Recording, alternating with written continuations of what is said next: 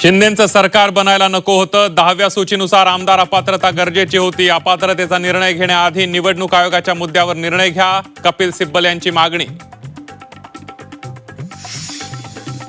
आम्हाला अपात्रता ठरवायची आहे, तसंच आम्ही देऊ तो निर्णय भविष्यासाठी लागू होईल. न्यायमूर्ती बागची यांची महत्वाची टिप्पणी.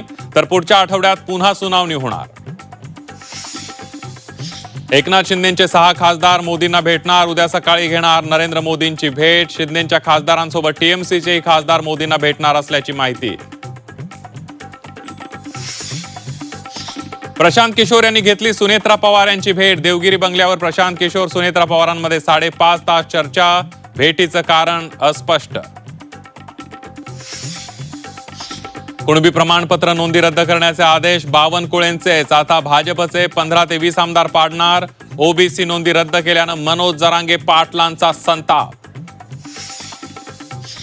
शिंदे आमच्या सोबत डबल गेम खेळतायत का? मनोज जरांगे पाटलांचा एकनाथ शिंदेंवर निशाणा.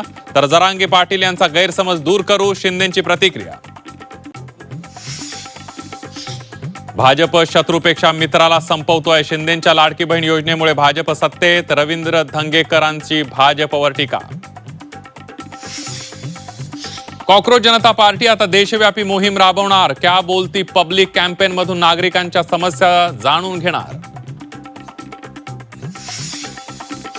जेनझींवर डोळे बंद करून विश्वास. आंदोलन करणं म्हणजे देशद्रोह नाही. सरसंघचालक डॉक्टर मोहन भागवतांचा जेनझींच्या कार्यक्रमातून जेनझींशी संवाद. आणि मारकुटा नगरसेवक रमेश म्हात्रेच्या जामिनाबाबत उच्च न्यायालयाकडून मोठे संकेत. आरोपपत्र दाखल होईपर्यंत म्हात्रेला राज्याबाहेर राहावं लागेल. पासपोर्ट न्यायालयाकडे जमा करावा लागणार.